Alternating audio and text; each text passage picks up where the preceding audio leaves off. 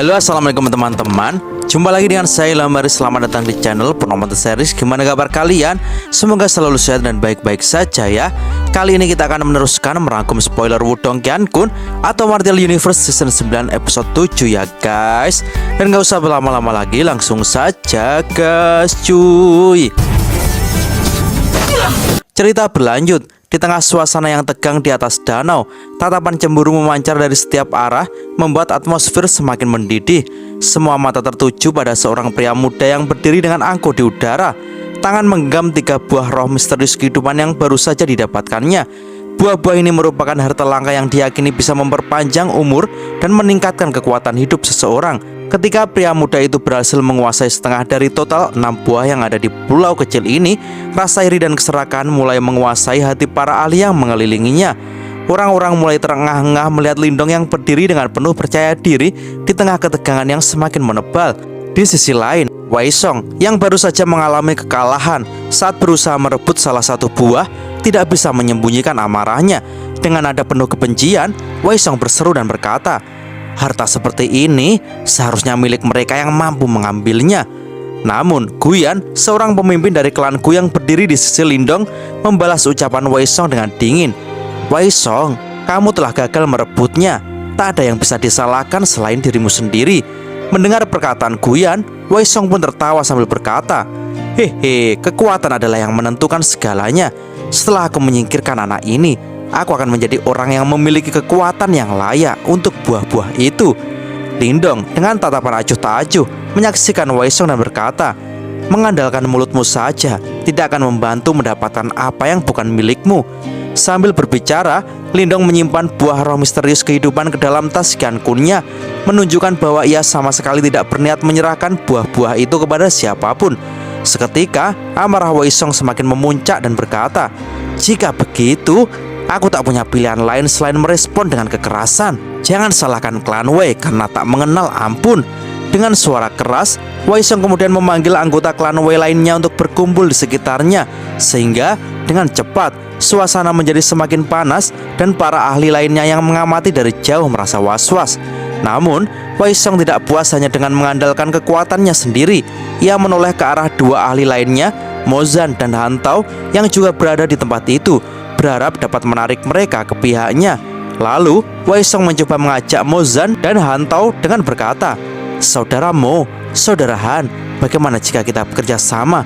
Setelah kita mengalahkan mereka, kita akan membagi buah roh misterius kehidupan dengan adil." Ajakan ini membuat duo Mo Zhan dan Han Tao terdiam sejenak, memandang Lindong dengan tatapan penuh pertimbangan. Tawaran Wei Song memang menggiurkan, namun mereka juga menyadari bahwa Lindong adalah sosok yang tak bisa diremehkan. Meskipun ia hanya berada di ranah 9 Yuan Nirwana, aura berbahaya yang dipancarkan olehnya tidak bisa diabaikan. Setelah mempertimbangkan beberapa saat, keduanya akhirnya mengendurkan sikap mereka, lalu merespon ajakan Wei Song dengan sebuah penolakan. "Kami menghargai tawaranmu, tapi kami sudah puas dengan 1 buah roh misterius kehidupan.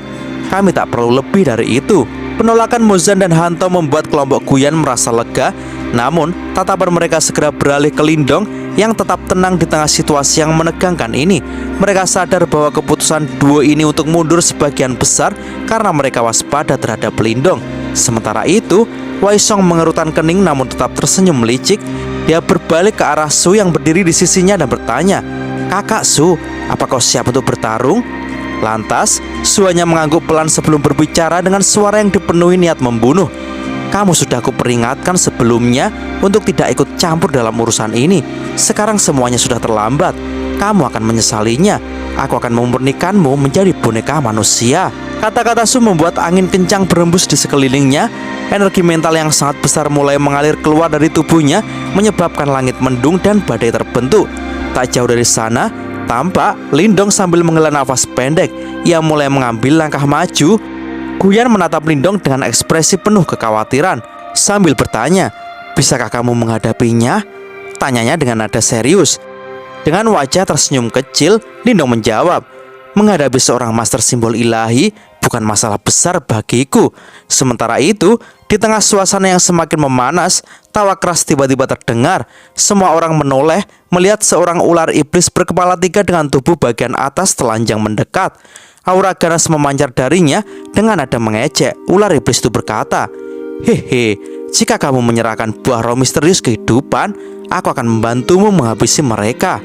Sontak semua orang terdiam karena semua orang tahu kalau ular iblis berkepala 3 ini adalah sosok yang kejam dan tak kenal ampun, sehingga kehadirannya hanya memperburuk keadaan.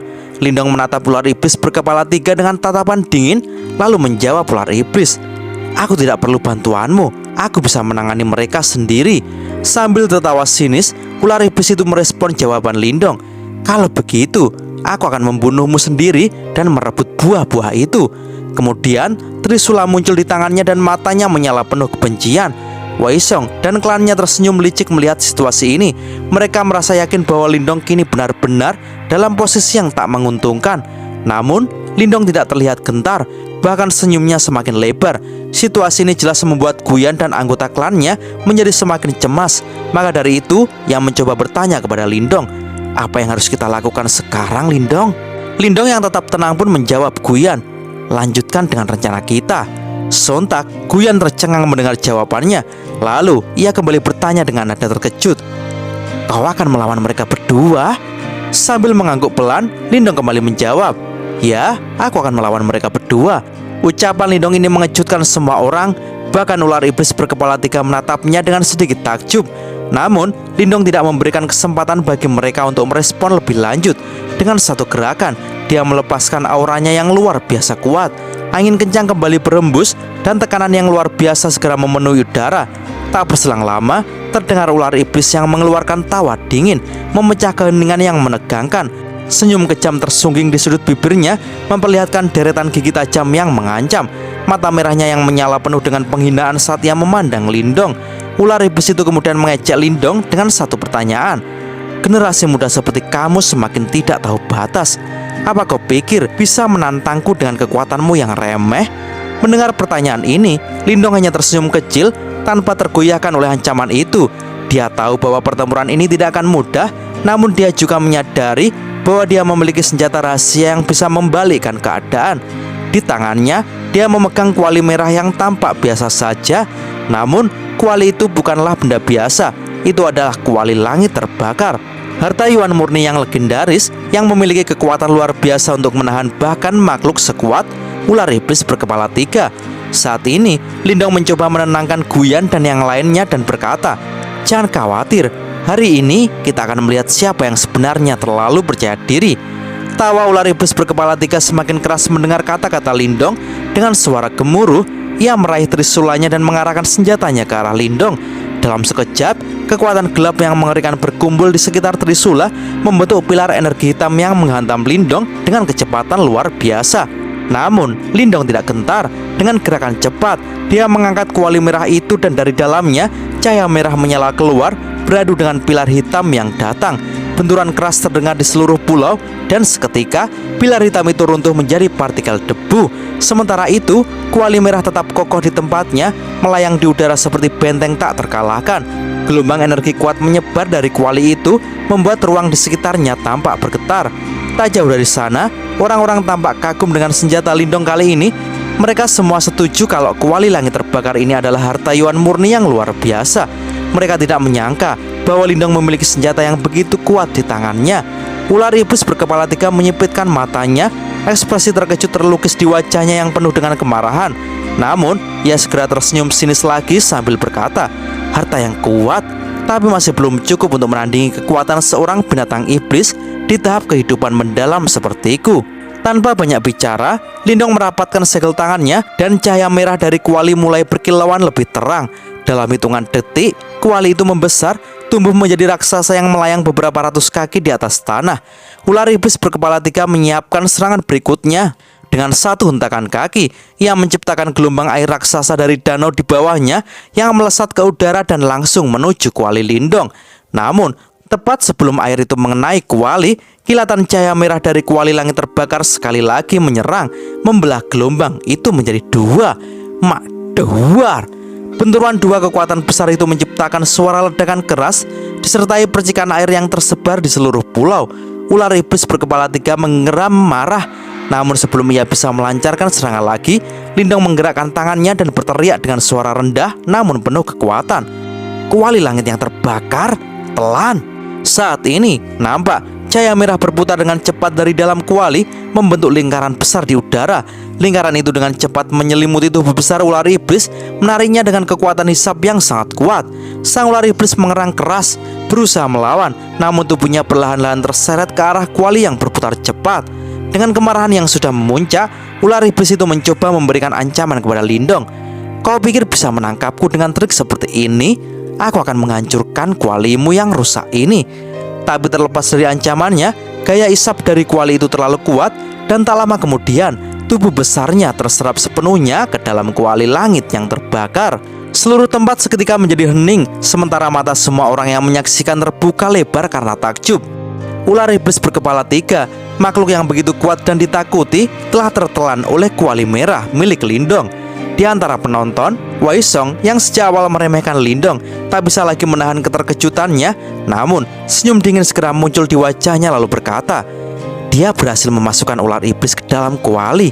Tapi apakah dia benar-benar berpikir dia bisa menahannya di sana? Kuali itu tidak akan bisa menahan kekuatan ular iblis untuk waktu yang lama. Ketika Wei Song berbicara, Su di sampingnya justru hanya mengamati dengan tenang. Namun Lindong tidak berniat memberikan mereka kesempatan. Dia mengarahkan pandangannya ke Su itu, dan dengan senyuman dingin di bibirnya, ia kembali menggerakkan tangannya. Sebelum Su itu bisa bereaksi, kekuatan hisap yang sama dari kuali langit terbakar kembali muncul, menarik pria itu ke dalamnya. Meski pria itu berusaha melawan, tubuhnya tersedot masuk ke dalam kuali dengan cepat, mengikuti ular iblis yang telah lebih dulu tertelan. Setelah kedua musuh kuatnya masuk ke dalam kuali, Lindong menarik nafas dalam-dalam. Dia tahu pertempuran belum selesai. Di dalam kuali, ular iblis berkepala 3 dan Su pasti sedang berusaha keluar. Suara raungan dan benturan keras terdengar dari dalam kuali langit terbakar, menunjukkan bahwa mereka berdua sedang berjuang dengan sekuat tenaga. Hal ini jelas membuat Guyan menjadi cemas dan mencoba bertanya kepada Lindong, bisakah kamu menahan mereka? Berbeda dengan Lindong, ia hanya tersenyum dan mengangguk, lalu menjawab, aku bisa menanganinya, serahkan mereka padaku. Tanpa banyak bicara lagi, Lindong melesat masuk ke dalam kuali besar itu, menyusul kedua musuhnya. Di dalam kuali, pertempuran sengit baru saja dimulai. Namun Lindong yakin bahwa di dalam dunia kuali langit terbakar, dialah penguasanya. Pertempuran besar ini mungkin belum berakhir, tetapi satu hal yang pasti, Lindong tidak akan menyerah tanpa pertarungan yang habis-habisan. Saat ini, mereka bertiga terhisap ke dalam dunia yang hanya dihiasi oleh warna merah tua. Tanah yang kering dan tandus terbentang luas tanpa batas. Tidak ada pemandangan yang menyegarkan mata, hanya dataran yang begitu kering hingga udara pun tampak bergetar oleh panas yang menyengat. Jejak panas merayap dari tanah, membuat pemandangan di sekeliling tampak terdistorsi seperti fata morgana. Tidak ada kehidupan, tidak ada suara, hanya kesunyian yang mencekam. Namun, kedamaian yang sepi itu segera dirusak oleh suara gemuruh yang memecah udara. Dua sosok muncul, berdiri di udara dengan ekspresi wajah yang suram dan penuh ketegangan. Keduanya saling bertukar serangan liar. Setiap gerakan tangan mereka mengirimkan gelombang energi yang begitu kuat, hingga membuat ruang di sekitarnya bergetar hebat, seolah-olah retakan mulai muncul di angkasa. Di tengah pertempuran mereka yang intens, tawa menggoda tiba-tiba bergema di seluruh area. Kedua sosok itu menghentikan sejenak serangan mereka. Mata mereka menyipit tajam mencari sumber suara itu. Tidak jauh dari mereka, Lindong muncul dengan ekspresi tenang dan dingin, seolah tidak terpengaruh oleh aura kekuatan yang mengelilingi medan pertempuran tersebut. Sambil tersenyum samar, Lindong berkata, kalian berdua tidak sopan rasanya bertindak sembrono di wilayah orang lain, ujar Lindong dengan senyum yang samar. Mendengar perkataan Lindong, ular iblis berkepala 3 pun mengeluarkan tawa rendah yang penuh kebiadaban sambil berkata, hei, kamu benar-benar bermain dengan api. Tak jauh dari sana, Su tampak menyeringai sinis dan juga ikut merespon ucapan Lindong. Apa kau benar-benar percaya bahwa hanya dengan menggunakan kuali Yuan murni kau bisa menjebak kami berdua di sini? Sungguh pemikiran yang konyol. Menurut Su, kekuatan Lindong meskipun sudah mencapai ranah 9 Yuan Nirwana, bagi Su itu masih jauh dari cukup untuk menandingi mereka. Kesenjangan kekuatan antara ranah kehidupan mendalam dan ranah Nirwana terlalu besar. Lindong tanpa terganggu oleh ejekan itu hanya tersenyum. Dia tahu kekuatannya dan dia tahu bagaimana menggunakan kuali yang dia miliki. Setelah itu, Su yang bernama lengkap Suyun itu mulai menyusun rencana dan mengajak ular iblis untuk bekerja sama. Saudara ular, aku adalah seorang master simbol ilahi. Bagaimana kalau kita bekerja sama untuk menghancurkan kuali ini? Mata ular iblis berkepala 3 bersinar dengan kesadaran Suyun memang memiliki kekuatan yang cukup untuk menjadi sekutu sementara. Oleh karena itu, ular iblis itu pun setuju untuk bekerja sama dengan Suyun. Suyun hanya tersenyum tipis dan mengangguk, sehingga tanpa ragu kedua sosok itu mulai menyerang. Suyun mengerahkan energi mentalnya yang kuat, memanipulasi ruang di sekitarnya hingga bergetar hebat. Sementara itu, ular iblis berkepala 3 meluncur maju dengan kecepatan luar biasa. Trisula di tangannya menusuk udara dengan kekuatan yang luar biasa, mengarah langsung pada Lindong. Melihat pergerakan kedua musuhnya, Lindong berdiri tak gentar sambil berkata, "Bahkan jika kamu seekor naga di wilayahku, kau hanya bisa merangkak di tanah." Kemudian Lindong pun menggerakkan tangannya dengan cepat, membentuk segel yang memanggil tirai cahaya merah yang tipis, melindunginya dari serangan brutal ular iblis berkepala 3. Madawar! Trisula ular iblis berkepala 3 menghantam tirai dengan kekuatan besar, menyebabkan energi liar menyebar ke segala arah. Namun tirai itu berhasil menahan serangan tersebut meski bergetar hebat akibat kekuatan yang sangat besar. Suyun tidak tinggal diam. Dengan teriakan dingin, dia memanggil kekuatan energi mentalnya yang berubah menjadi singa raksasa setinggi 100 kaki. Singa itu mengaum keras dan gelombang sonik energi mental berwujud spiral menghantam tirai cahaya Lindong dengan kekuatan yang mengerikan.